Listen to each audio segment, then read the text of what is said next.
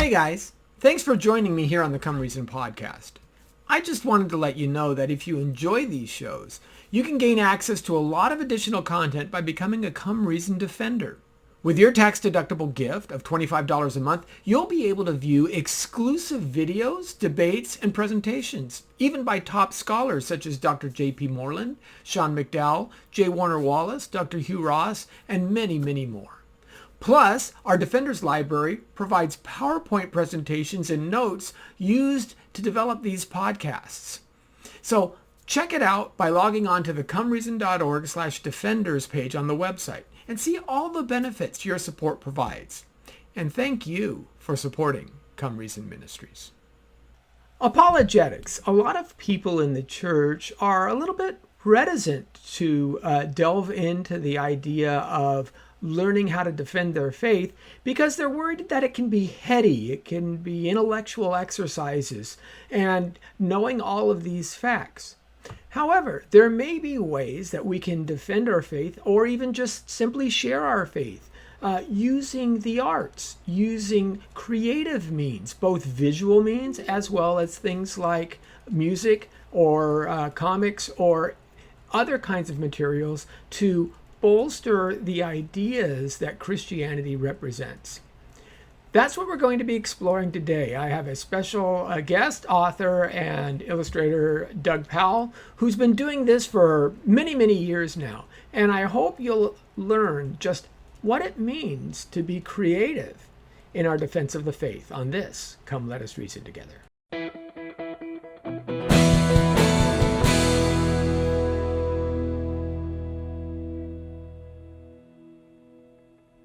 Well, hi everyone, this is Lenny Esposito with Come Let Us Reason. And as I said in the introduction, I'm really excited to introduce you to a friend of mine who, oh my goodness, we've known each other off and on for many years. I think the first time we ran into one another, I was with Brett Kunkel, and we were walking along when EPS was in San Diego, like 2008, Doug.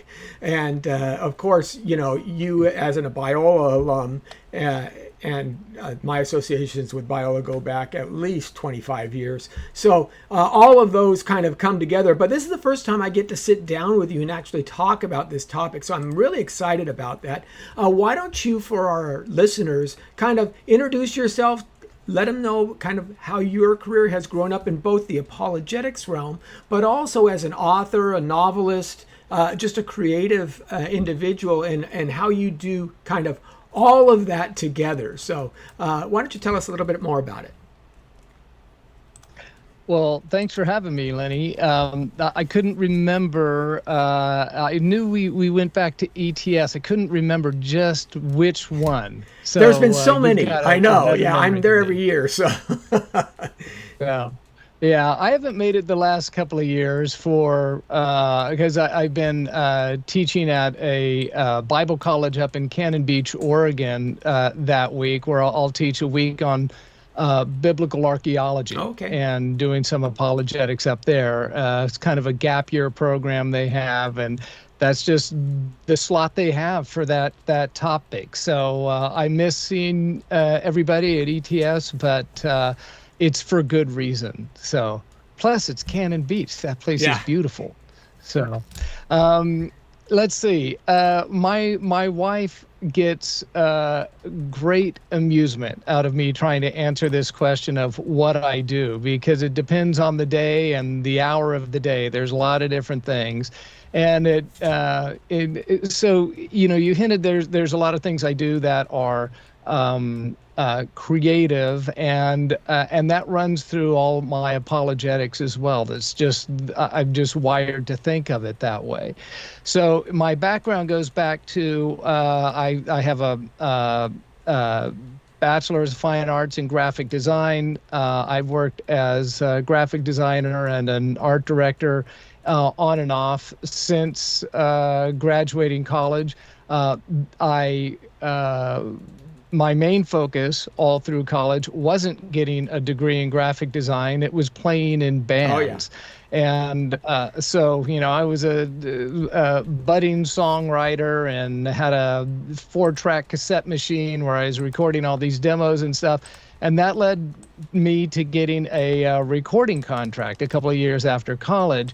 And so I spent, I don't know, 15 years as a recording artist on several different major labels, as a solo artist, and have a number of albums out. I was in a band called Swag for a while, which only had one record out, but we had, it was kind of a side band. I live here in Nashville, and so there's a lot of fun people that you end up interacting with. And so it was me and guys from Wilco and Sixpence None the Richer and the Mavericks, and one of the guys from Cheap Trick was a part of it at some points, and Todd Rundgren recorded with us, and so we played on Conan, and so we did that, and then at a certain point, the opportunities for me in music just stopped coming. And it happened right at the same time where I got seriously interested in apologetics in a formal way. And by that time, I had become very influenced by a lot of the apologists that are kind of centered around Biola. And once they started their modular program that was a master's in apologetics, I think I was the second class through that, the second year that they had it. So it was like me and Nabil Qureshi and Mary Jo Sharp and Jana Harmon. So I was in that group. And so, you know, that's how I got introduced to Dr. Habermas. And interestingly, I was only a year into that program. It took me 4 years to go through it. I was a year into it when Broadman and Holman and Lifeway here in Nashville heard about me teaching an apologetics class at a Sunday or at a church. It was kind of a Wednesday night thing. And they asked to see the curriculum I was using. I had developed my own, and it was highly visual. It was very interactive. I programmed all of it in Flash at the time, back when that was a thing. And so they saw it, and they said, well, we would love to publish that curriculum, but we don't start with curriculum. We need a book first. And so they offered me a book deal, and that turned into the Holman Quick Source Guide to Christian Apologetics, which a couple years ago got a new cover and a new name. So now they call it the what is it? The Ultimate Guide to Defend Your Faith is what it is. And so that's still in print, and it's out there. And that was in 2005, I think, or 6 when it came out. So it's been hanging around there, and that led to opportunities to contribute to the Apologetic Study Bible, the same one that you contributed to. And which then, is, by the way, I don't students. know if you know that Bible to this day, when I go to conferences, it's still like a bestseller. It just, everybody loves that book. I get so much good feedback. I know. Yeah, it's a great one. That was an honor to be a part of. There are so many people that I admire contributing to it. I definitely experienced some imposter syndrome contributing to that one. And then I have a number of other pop-level apologetics books dealing with kind of single topics. For a while, I was developing apps that accompanied them. So they were the eyewitness series of apps. There was one for where did the New Testament come from? Where did the Old Testament come from? Biblical archaeology, world religions. So things that people have a lot of questions about, but find apologetics books generally pretty dry. And the way I was developing the apps in these books is that they were very visually rich, very visually heavy. And that seemed to be a spoonful of sugar that helped people get these concepts more quickly on a pop level. Let's see. Recently, I've got a kids apologetics book out on Tyndale called The Big Book of Bible Questions, and now there's a companion to that in the works. But in the middle of that, as the apologetic stuff ramped up and music had gone away, I still had this itch to do just something creative, just purely creative. And I ended up I love reading. I'm a huge reader, and I love reading fiction, especially kind of treasure hunt kind of fiction. I love things like, I love the Da Vinci Code. I am frustrated with the fact that it is marketed as historically accurate, because it's not, but it's a compelling story that I really enjoy, but I just wish it was accurate, or at least that they were honest about where it's not accurate. Right. And so I thought, well, I mean, when I go to ETS, there's it's not just the Evangelical Theological and Philosophical Society that meets, but there's also the Near East Ancient Society that meets. And so I go to those, and that's less a fancy name for biblical archaeology. And I love going into those sessions, and I would learn about all sorts of things that were just absolutely fascinating, current digs that were going on. And so at a certain point, I had an idea for a biblical archaeology thriller where everything in it, all the digs, all of the artifacts, all the discoveries, all the locations are real, because all of the biblical archaeology stories don't need to be enhanced by any kind of fiction to be fascinating.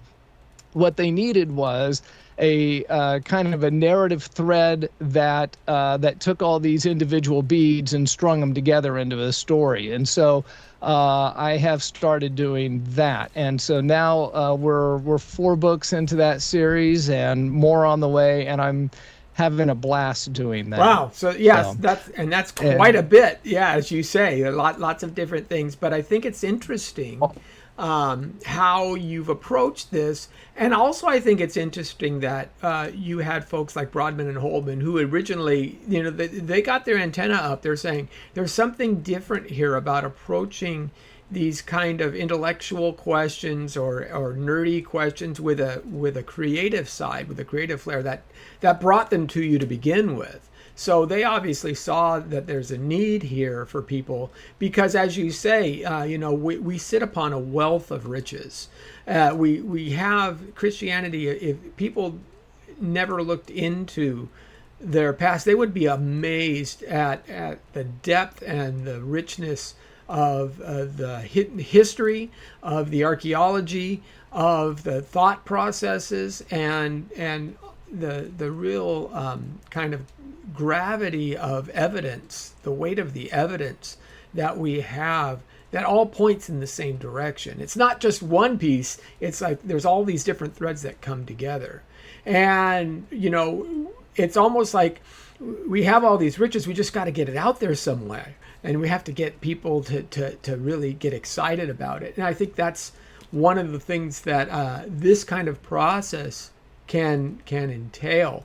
So I'm glad to see it. I'm glad to, and I've not yet read the novels.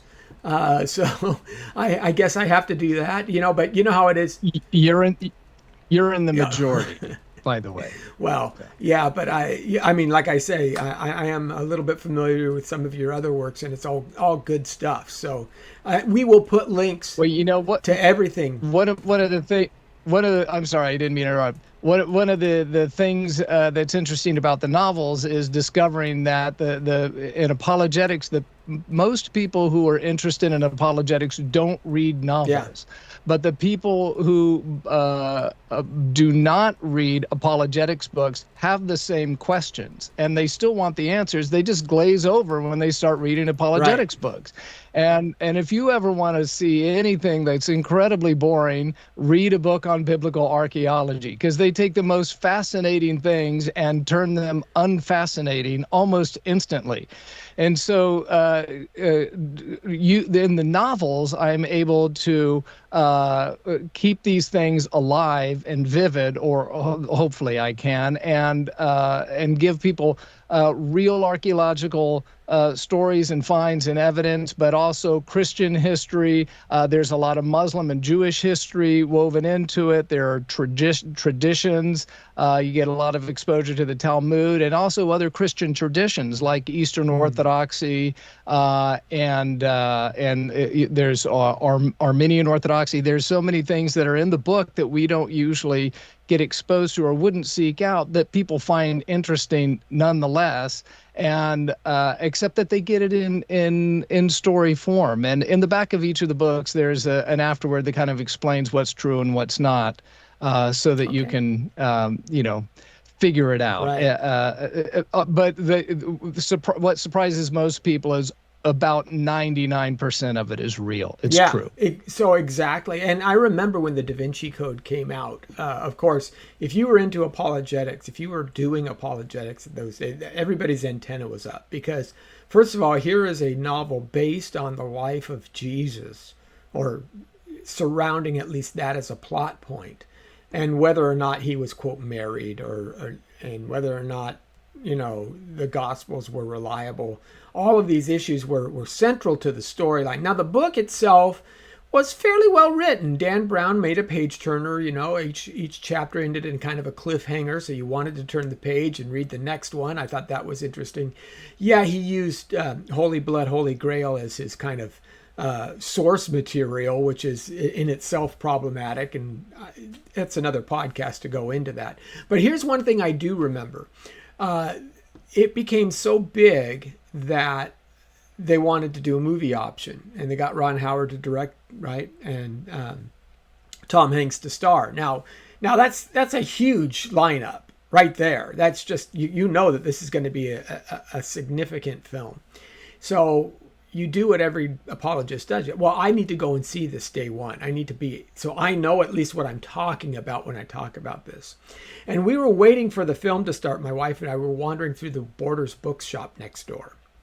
And I remember hearing a lady on the phone who's looking through the book section, and she's saying, "Oh, and I saw I just saw it, the Da Vinci Code. It was great. And you know what else? Everything they said is real. Everything." And I'm like, "Oh my goodness." Now, I kind of like the way Craig Blomberg puts it, that they have, Dan Brown has this thing in the front that says all descriptions of artifacts, right, is all accurate. And Blomberg says, well, we don't know if that statement's fiction or not. Maybe that's part of the fiction of the book, right? Which is a fair assumption. Mm-hmm.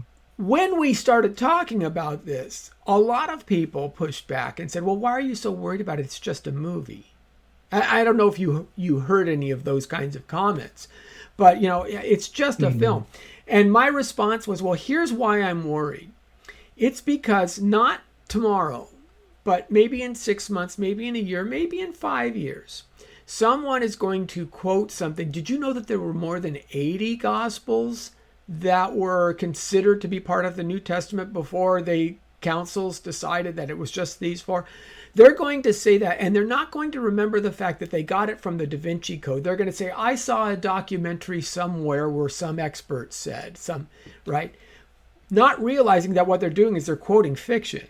They're just remembering the statement. And so this is the power that the creative process and that storytelling has, is the ideas stick in, but maybe the surrounding culture or nomenclature, the accoutrements aren't there, to put it in proper context.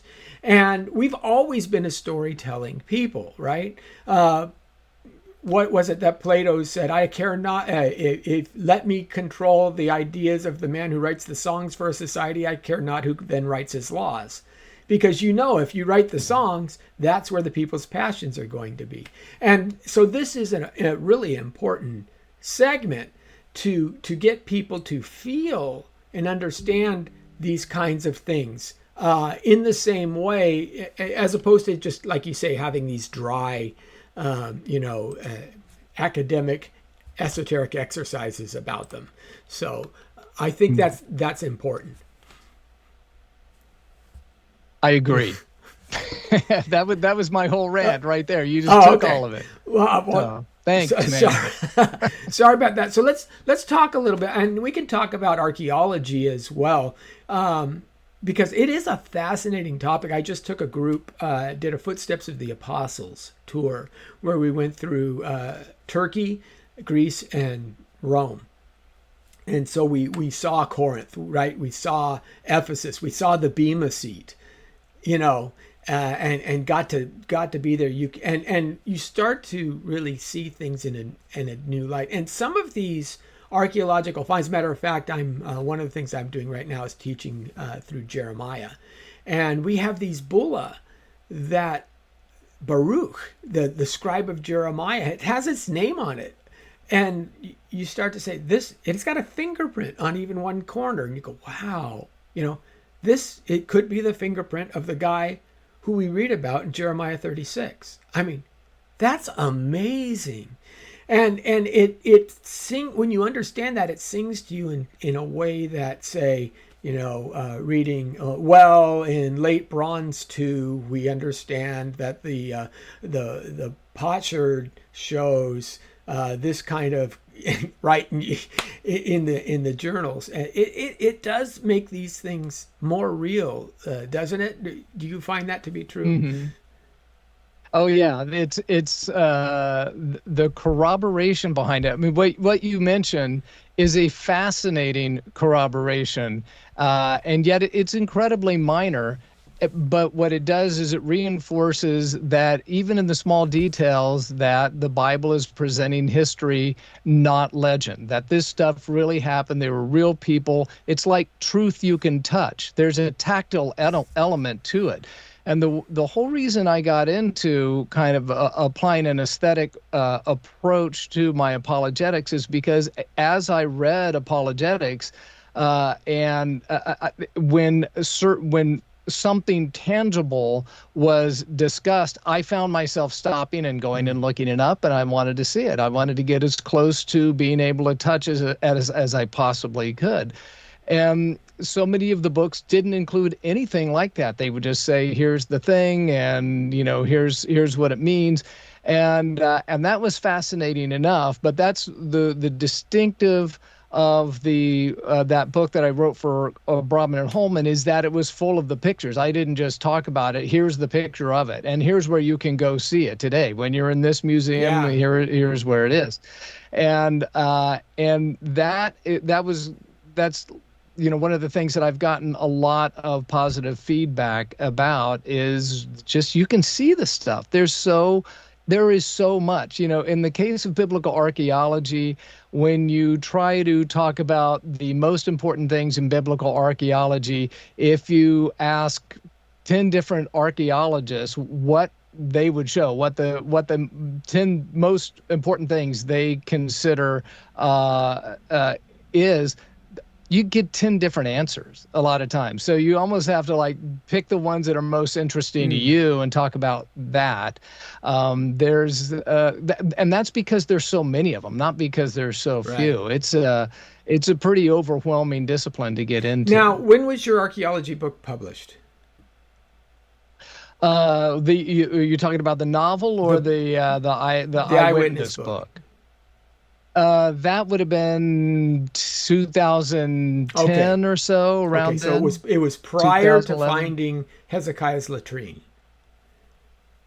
Yeah. So I mean, they had Hezekiah's tunnel certainly, but not all excavated to the extent that they have now. So let me for folks who aren't aware of this. This is one of the more recent finds that I talk to people about. King Hezekiah, of course, in that first temple period after King David, you have a series of kings, right? Israel and Judah splits apart, and Judah has highs and lows. Usually, most kings are bad. Most kings aren't doing well, but every once in a while, you get a good one. You get a Joash. Hezekiah was one of these guys who was a good king, who wanted to reform the worship back to the biblical practice that the Lord God had. And he would go around and he stopped the Baal worship and forbade these things, right? And what it said was, I believe it's in 2 Kings 34, when he comes to the city of Lachish, there's a temple of Baal there. And it says, and he desecrated the temple of Baal, making it a latrine to this day. And it goes on. Now, that phrase in and of itself, okay, that means, right, you read that, it's like, well, yeah, I'll turn this thing into a dump, right? I'll turn it into, And you would just assume that that's just kind of like a metaphor or something like that. When they were digging in Lachish in, I think, 2017, they literally found a toilet built in the middle of a temple. And they go, this is odd. But because the other thing that they noticed is when they found the toilet, they said, it's never been used. But why is it sitting in the middle of a quote holy site, a temple? Well, just the fact that there was a toilet in the middle of the temple would desecrate the site, making it no longer holy, and that you can't worship there anymore. But here is a passage, here's a throwaway sentence that was actually proved archaeologically, where they literally found a toilet in the, and you go back to 2 Kings 34, he made it a latrine to this day. And it's like, wow. Again, if they get those little tiny things right, then when they're talking about Hezekiah, and Hezekiah is another one, we find the seals from King Hezekiah, his own ring that he would put on, official notes and documents. We have those clay seals. We've uncovered them, and they've been found extant in the ground. They've been dug up and noted. And so we know Hezekiah existed. You can't, allegorize him or say that he's a fictional invention after the Babylonian exile. We know that he actually did do some kind of, reforms, because he put this latrine in Lachish, and just that little thing, it's just fascinating to see. And these are the kinds of things that I think that people really, and I always throw up the slide to say, you know what that is? It's like, well, why are you showing me? No, and then you explain it's a toilet. And they go, okay, so why is that important? Mm-hmm. It's like, well, it's technically by itself, it's not, but what it implies is much bigger. Mm-hmm. Yeah, and there are so many stories like that. They're just so fascinating, I think, and a lot of times the stories of how they're discovered are also fascinating. The focus of my novels is a little less on the archaeological finds like that, and more emphasizing the search for original language manuscripts. Okay. So I know that you are familiar with Daniel Wallace, and when you hear him tell his stories about searching for original language manuscripts so that he can digitize them and make them available to scholars, so they don't have to travel to different remote libraries or monasteries or things like that. His stories are crazy. I mean, they're amazing, the kind of things that he has to do and the places that he gets to go. And so that was another thing that fascinated me, to the point where I kind of combined his life with his permission. I asked if I could steal a lot of his experiences, and he gave me permission. And so mixing that within a lot of the finds that you're talking about, those sorts of finds. So it's all of the above in the books, but the motivating, or I guess the thing that my protagonist is doing is the Daniel Wallace project. He's going around to different places in order to digitize manuscripts, and while he is there, something happens, or he encounters something else. And so that's kind of a subset of biblical archaeology, the recovery of ancient original language manuscripts. Paleography and such. So he's your Indiana Jones, so to speak. Yeah, Daniel Wallace is the real Indiana Jones. That's really interesting too. And there's a second set of ways we can go through that. But to the broader point, let's talk a little bit about what we understand as the virtues. And it shouldn't, to me, I think, and I think you'd agree, that we wouldn't be surprised that there's resonance here, because one of the aspects of making us human, one of the things that we aspire to, are what the classical authors have noted as the cardinal virtues, right? You have truth, goodness, and beauty. These are the primary aspects that embolden us, that make us more civil, that draw us closer to God, because the ultimate source of truth, of course, is God. Thy word is truth, or I am the way, the truth, and the life, Jesus says.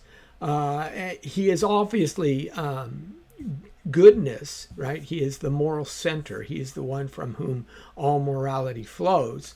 And then he is beautiful. In beauty, in his love, of course, shines through that he's inescapable. So it's not a surprise that if you were to show something that's beautiful, usually that beauty has as part of its components truth and goodness, right? Even mathematicians, to find a true, elegant mathematical formula is always better. It's good to have a true mathematical equation, but to find something that's not only true, but elegant, but beautiful. This is one of the reasons why E equals MC squared is such a popular formulation of the conversion between energy and mass, because it's just elegant in the way it's presented. So you have truth, but you also have beauty, and there's a goodness then that flows from that. And I think in, say, something like a novel, you can probably pull on those ideas in a richer way than, say, a textbook. So when you're writing, you obviously have to think about the way the words are feeling. How do you coax out the truth and the beauty? Or even when you're creating these illustrated novels, because right there has to be a beauty, there has to be an aesthetic to those texts as well. So tell me about how you approach it from an aesthetic value. Well, I do not claim to be a beautiful writer. I didn't grow up writing short stories. I have no training as a creative writer at all. I can't even say it, apparently. So this is one of these. I've just got an idea, and I'm going to figure out how to write it. And so this has been, quite a process to figure out how you write novels and things like that. But the novels are more plot driven than character driven. I just confess that right out. So in that sense, it has more in common with the Dan Brown type of thing. Most of the novels I read are not like that, although I love reading that genre, but mine just happen to come out to be plot driven. Not in a propagandist kind of way. It's not like Christian branded thriller. It's more organically woven into it than that. But I do not claim to be a beautiful writer. So I just want to make that very clear right off the bat. Hopefully I get better every time, but I do think about it. And it is when I am able to articulate a concept in a way that I think does have some aesthetic merit, then it's incredibly satisfying. The thing where I feel God's pleasure most as a creator is as a songwriter, but that well's just kind of mostly dried up, not entirely, but I don't have any opportunity for that anymore, except on rare occasions. So that is where I can more closely reach the excellence that I'm aspiring to in beauty. But with the novels, I'm still learning. Okay. I'm in learning mode on that. But I do think it is important. I don't want something that's just true and just good, because nobody wants to live in a world like that. So if we just define our terms here, I agree with the Aristotelian definition of truth, that truth is that which corresponds to reality. So when your belief matches the way the world really is, you have truth. Okay, that's what truth is. And goodness is not just a moral good, but it also has a connotation that says that whatever you're talking about does what it is designed to do. So in Genesis 1, when God looks back at each day of creation, he says it is good. It's not just morally good, it's doing what it is designed to do. And so that's an aspect of goodness as well. And if you think about the world in terms of only truth and goodness, that is not a world you would want to live in. So try to imagine a world where all you have is goodness and truth and no beauty. Don't even factor that in. What you'd have is, the first thing I think of is like a big sea of office cubicles, right? It would be true because it really exists. It would be good because it does what it's designed to do, but nobody would want to actually live in that. There's something missing from it. And with beauty, it's a little bit less concrete how to define it, but it is one of those things that you know it when you see it. And so the way I kind of get at how to apprehend beauty is to compare to think about a drainage ditch. A drainage or a drainage pipe. How about that? A drainage pipe out in the desert. It's true. It really exists. And it's good because it does what it's designed to do, which is move water from one place to another, which then has a benefit and you have a moral good. But now think of the Grand Canyon. It really exists, and it also moves water from one place to another, and there is a moral benefit to that. Now, why do people travel from all over the world to visit the Grand Canyon and not a water pipe in the desert? What does the Grand Canyon have that the water pipe doesn't? What it has is beauty. And so what we're recognizing there is a form of excellence that does not make it any more true or any more good. That's the closest I can get to really defining what beauty is. I know that when if you study people like Jonathan Edwards, who I love and admire, and he's far more smart than I will ever hope to be, but he quantifies beauty. He's talking about different relationships of colors or proportions and things like that. And that all may be true, but it can't be just reduced to that, all right? You can't just like take ingredients and put these things in and bam, out comes something beautiful. I think there's something ineffable that is missing from that approach, and you don't necessarily end up with beauty that way. So there is that ineffable quality that you can't quite get at that I think at least gets close if you think about it in terms of a kind of excellence that is gratuitous, meaning it doesn't make something more true or something more good.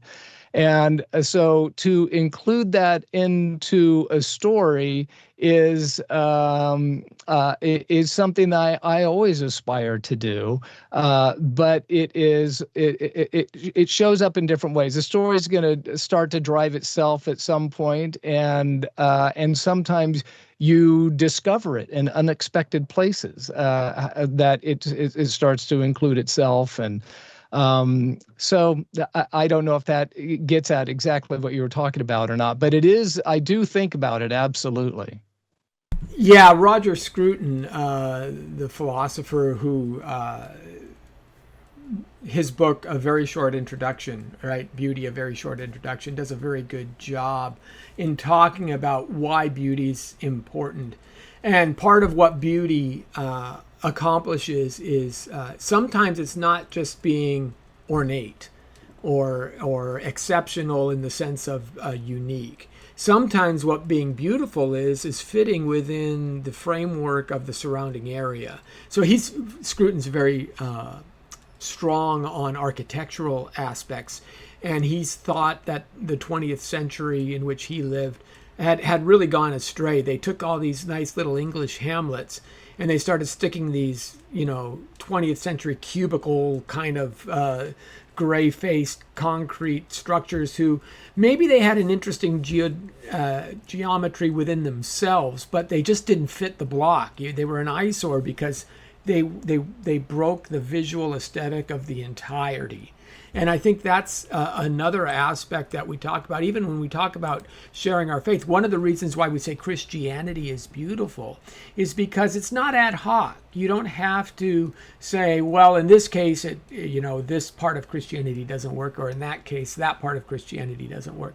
Christianity itself can be seen as beautiful in that way. It's good, it's true, but it also fits well with the way life seems to unfold. And I think that's something important. But as I say, even your illustrated books, the illustrations themselves have an aesthetic value to them, right? They evoke an emotion. Beauty seems, as music does as well, it's not simply the lyrics. There's a language that supersedes that or underscores it, that's kind of unique and immediately perceptible. And I think that's a really important thing in all of this. Yeah, and so with my apologetics books that are more visually oriented, the reason isn't that I include that the graphics isn't merely just a practical way, so you don't have to stop and go look it up for yourself. But they're presented in such a way that it itself is a kind of excellence. There's excellence in the layout and the presentation, and the one of the things that since the Second Great Awakening that Christians have not had a priority on, in America especially, is excellence in the arts.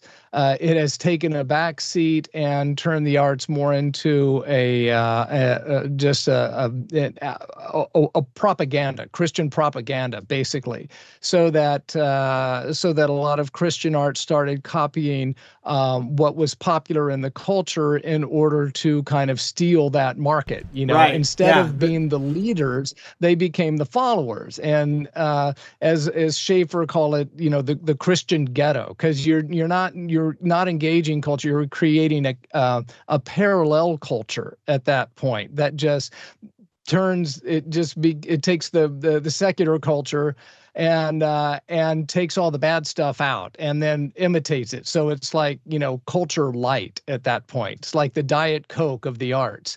And instead of leading the arts, which is where Christians have historically been at the forefront, and I think that because we serve an excellent God, we need to serve him with excellence in all that we do.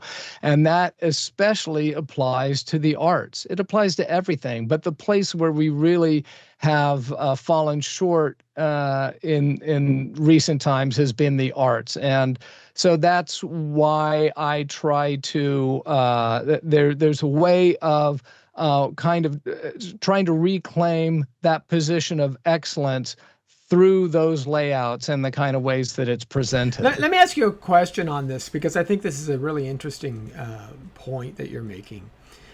It strikes me, and one of the things that Scruton noticed in his book as well as modern art, when the modernism period comes in, what art has devolved into, I'm talking about all art now, not Christian art, I'm talking about all art.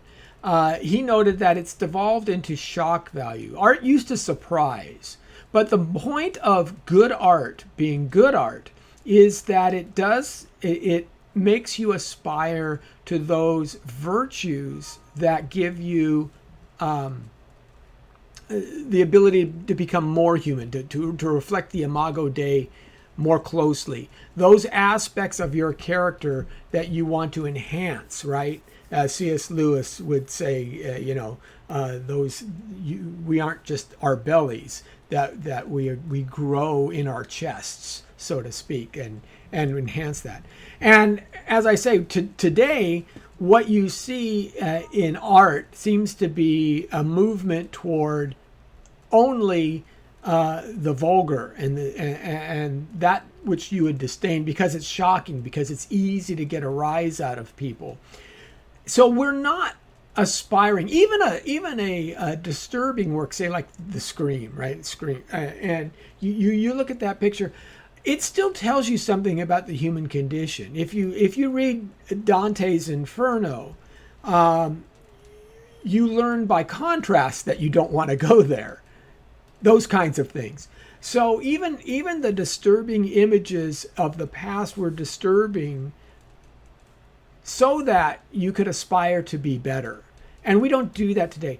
I'm wondering if there's an opportunity for true Christian art to shine forth as something that really does give hope, that really talks about reaching not only beyond oneself, but above oneself. Because I don't see that in the art world today. And I think that that may be something that's interesting. I don't see that in the popular art world today, like the music culture. There's very, very few bands who you would say, hey, if you're depressed, put this one on and it'll be uplifting for you. Taylor Swift has made an entire career out of talking about how bitter she is about all of her breakups. That's all of her songs. But where are the uplifting, where are the songs that actually somebody could say, I was, in chemo and I heard this song and you guys gave me hope to go on. There are just too few of those today. So I'm wondering if you think Christians could kind of, corner this market, so to speak. I don't know about cornering it, but I know they can certainly be creators of that kind of art. I think if what we need are people who are Christians who are committed to excellence in the art, not just market share in the art, but primarily excellence. And if you have excellence, then unbelievers don't care what you believe. They just want excellent stuff. And that was what U2 proved. Okay, they're not my favorite band in the world, but they can compete in terms of excellence with any band in the world. And they struck a chord with people. And they were not set out, they didn't set out to be what we think of as a Christian band, and yet nevertheless they are. And the commitment to excellence has attracted far more than just people who agree with their worldview. In fact, they're a great example of creating art in such an excellent way that people without their worldview will still champion them as their favorite band and go out and show up and all of that. And that's what we need to do. That's we need that kind of commitment to the arts, or that kind of commitment to excellence, because that will be the consequence of it. If you are that good, people will show up regardless of what you believe. The other proof of that is all this stuff that you and I love. We were talking about, classic rock earlier, dad rock. We just grew up listening. It was just rock when we grew up. But, hardly anybody believed what we believe as Christians within that. And there's a lot of great music, and we listen to it because it's great music, not because we share their worldview. So if you get committed to the excellence, that becomes its own form of evangelism in a sense. And we don't want to think of it in kind of a propagandistic way. It's not a utilitarian way of, what way are we going to go out and reach this market? Just tell the truth and do it with excellence. And that's the commitment that we should have. I have my own very micro version of that. I've said that the opportunities for music dried up for me, and that's and just at the time when I was doing my formal studies in apologetics, and I didn't touch music for years and years, but in the last 5 or 6 years, I have had out of the blue an opportunity kind of drop in my lap to work with one of my favorite musicians from the 70s and 80s, a guy named Alan Parsons. Oh, wow. Yeah. And nice. so I have written 2 songs on each of the last 2 records, and I sing background vocals on all of them, and some of them I play some instruments on, guitar and keyboards and stuff. And I've gotten to know him a little bit. And he is not a Christian. I've never heard him profess faith. I think he is an atheist. I'm not sure. But he didn't care, and he didn't ask what I believed in. He just liked what I did, and that turned into working together. And that's he came because of the excellence, what he saw as excellence. And so that's the kind of engagement we need. Yeah, I agree. People might be surprised at some of the folks who were actually Christians in the 70s. Like Rick Wakeman, for example, is a believer. And of course, the half of the band of Kansas, Kerry Livgren, became, right. And they actually were saved in the midst of that whole thing. And I think in the 90s there was like a blink of a moment where Christians started getting their due in the pop culture. You know, you had Creed, you had Lifehouse, and it lasted for maybe 6 months, and then it was done because people thought it would be. I heard some people complaining, oh, it's too pretentious, they're preaching at us, and it was gone. But I think a better example, and one to which most people would resonate, would be Tolkien and Lewis, for example. The Chronicles of Narnia, The Lord of the Rings. Obviously, they are writing from a Christian worldview. They're writing from a Christian perspective where, you know, when the famous scene where Frodo says, I don't want this to be, you know, I don't want, I don't, times like these are awful. And Gandalf says, well, of course, no one wants this, but we're stuck with the things that we're given. You know, this is a Christian concept. This is clearly what Tolkien's drawing from, but everybody reads it.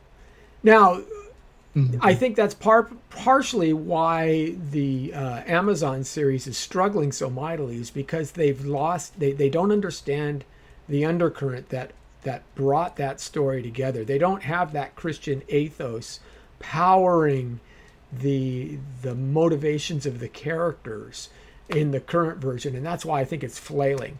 But nobody would say, oh, Tolkien is, you know, as a devout Catholic, I can't read him anymore. You just don't do that. So And one of the songs that I did with Alan Parsons, you know, he's a collaborative artist. He brings in different people to sing. So one of the songs that I wrote, he brought in Tommy Shaw from Styx to sing. So I love Tommy Shaw.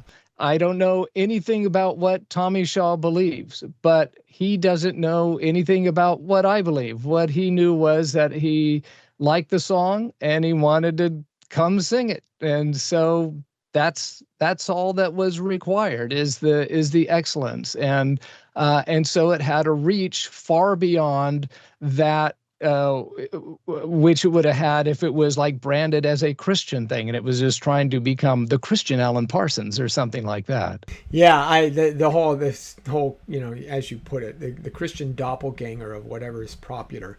It's the tail wagging the dog. It really becomes that.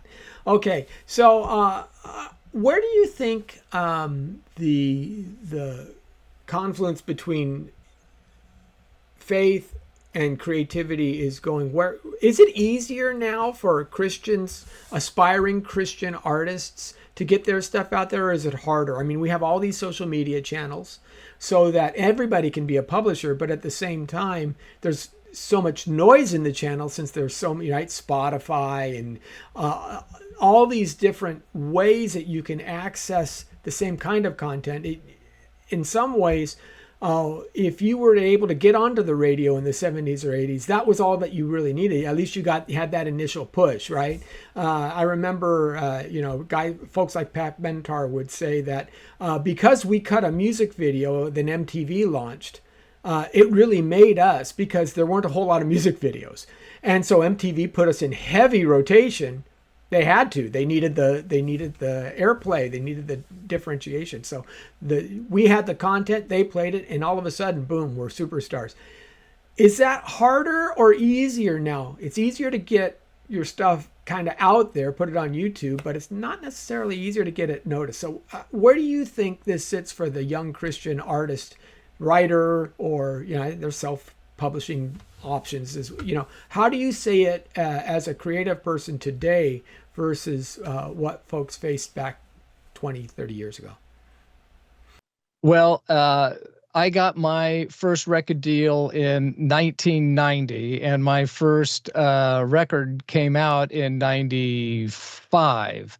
So I showed up right at that tail end of kind of the major studio, major label system as it transitioned into the internet age. So I showed up right when the party was ending in terms of how things used to be.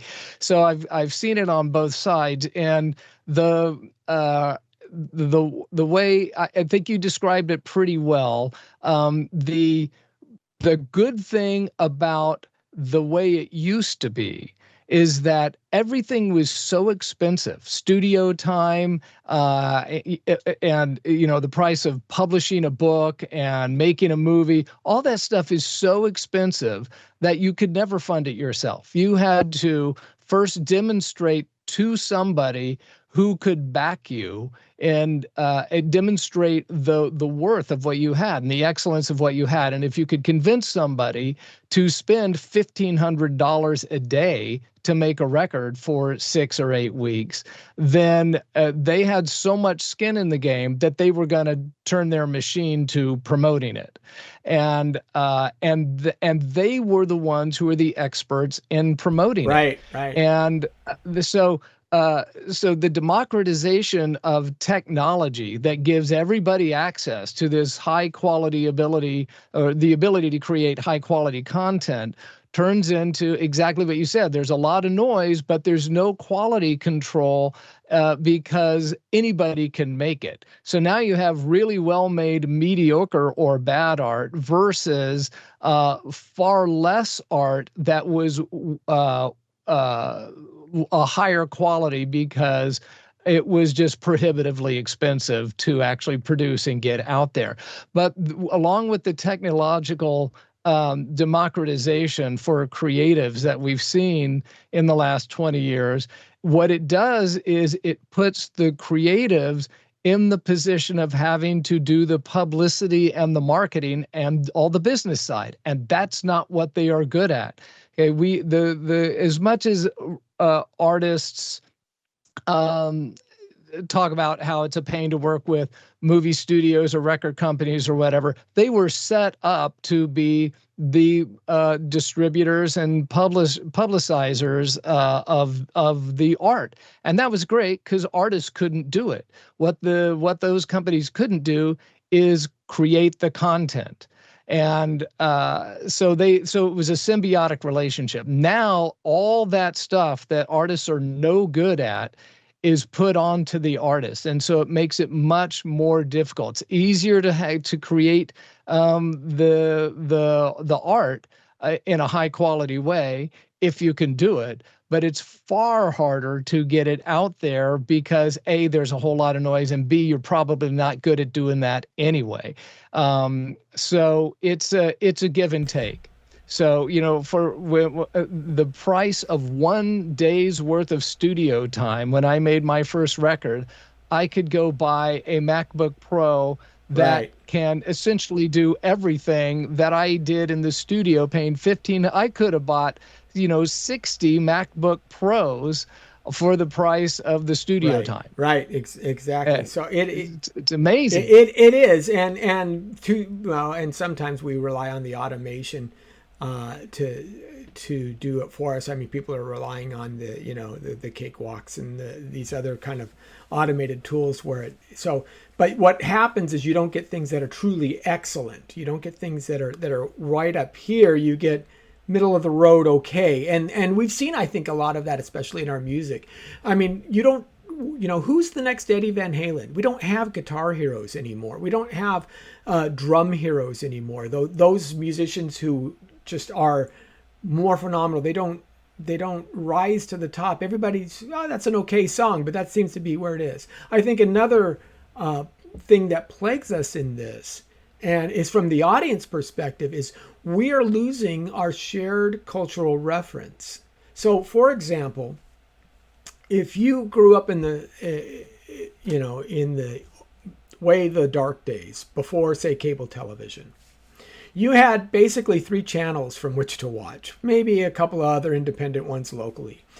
But everybody tuned in to see Who Shot JR or the ending of MASH, or we all watched the Super Bowl, right? And you all talked about it. If you're going to work or at school the next day, you talk about that. When the Eagles released their latest album, maybe you weren't an Eagles fan, but those songs were on the radio, and the radio is what you got to hear if you were driving. Full stop. That's what you have. I mean, okay, 8-track tape or what have you, but primarily the radio is what's on every store, right? And everybody heard the same stuff. And I make this point in that today, we don't have that. Everybody's their own private DJ. You have your own Spotify playlist. Everybody's watching their own YouTube subscriptions, their own special services. We don't have a lot of shared common cultural reference anymore in our, and that divides our culture. That segregates us. The only true medium where we all come together is film. I think film still has that. And I make the point of, I tell people, I have 4 boys, by the way. I only had boys. My wife is a member of the Moab tribe, mothers of all boys. So, but my youngest son, we did biblical names and we named him Lucas. And I tell people that I named him Lucas. I say, I named you so I could come up to you and say, Luke, I am your father, right? And you see, everybody laughs at that. I don't have to explain that. Yeah, you get it. The cultural reference is there. But if you say, Mama, told me not to look into the eyes of the sun, but Mama, that's where the fun is. People are kind of like, what are you talking about? We've lost that. If we try to quote from a book, heck, nobody even reads anymore, let alone knows what the book's quotes are. So we can't quote popular songs unless they're, so popular, and still you'll have a significant number of people who don't get it. So we lose these cultural reference because these channels are so spread out, because we've isolated ourselves. We listen to music in headphones.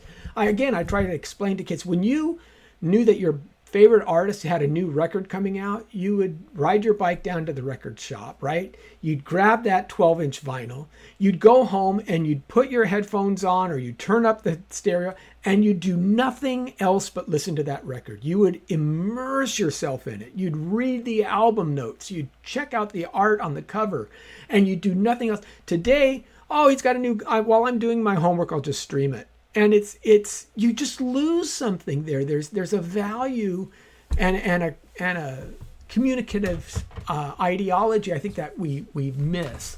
And I think that's another caution that we have to take, because it seems to me that while these things on one hand seem to me, wow, look at all this music you can pull from. Yeah, but do we? So I wonder if the new technology is a bane or a boon to our understanding in our culture. What do you think on that?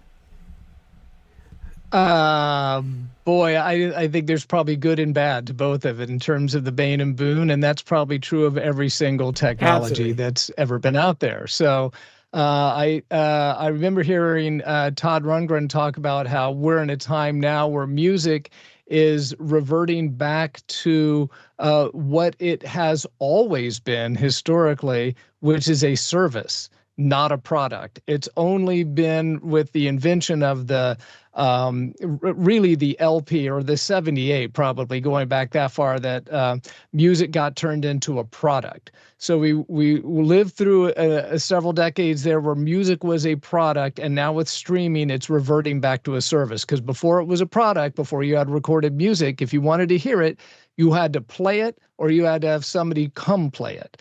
And now, but you played it on. It was like on demand. But it was something you didn't own as a product, and now we're back to a form of that through streaming, and unfortunately, I think the ease that we can do it, and the access we have to so much makes us it encourages us to not value it so much. Oh yeah, that's a great point. And that's the danger. Yeah, I completely agree. And it becomes just, it can be part of the background, and we tend to not differentiate.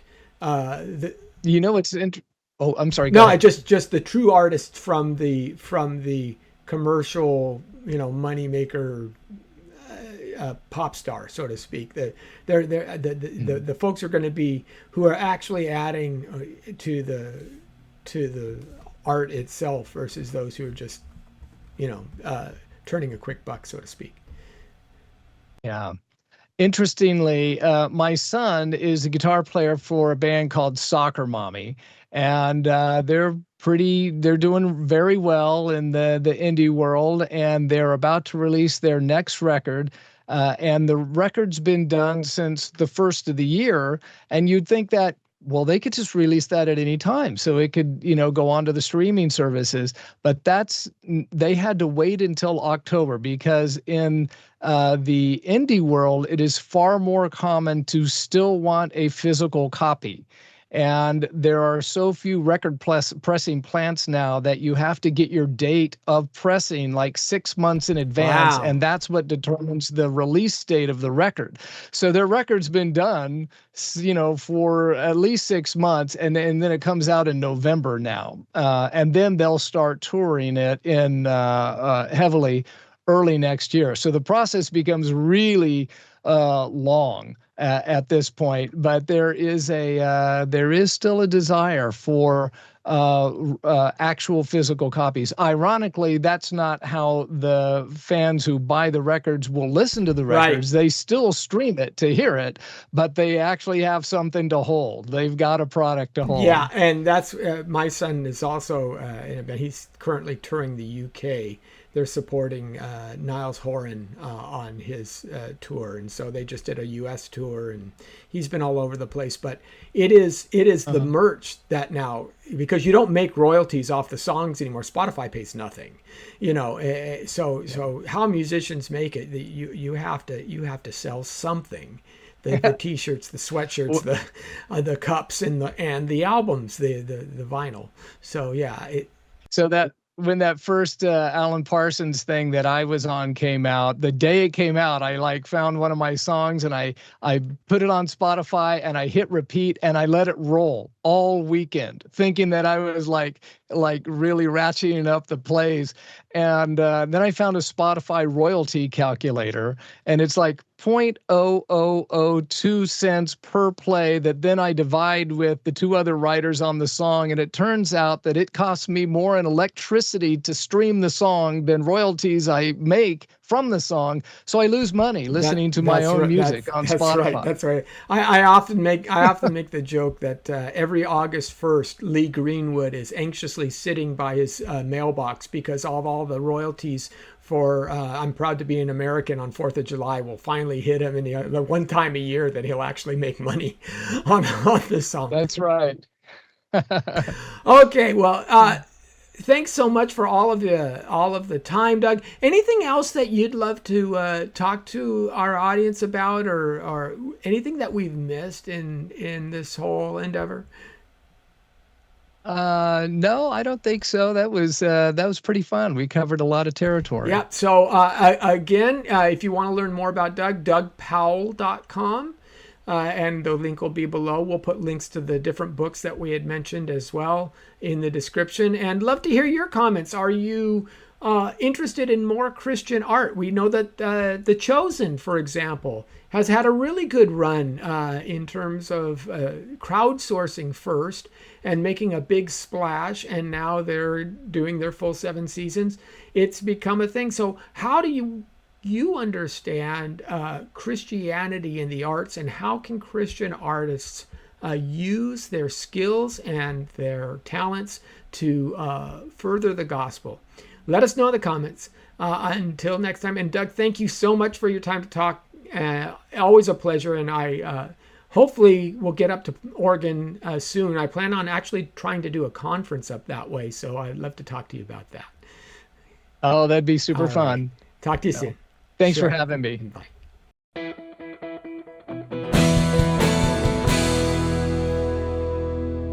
Thank you for watching this Come Reason video. I hope you enjoyed it. If you'd like to see more videos like these, consider subscribing to our Come Reason YouTube channel by clicking on the subscribe button. And you can follow us on social media. Lastly, if you'd like to help keep these kinds of videos free, consider providing a donation by clicking on the donation button beside me. Thank you.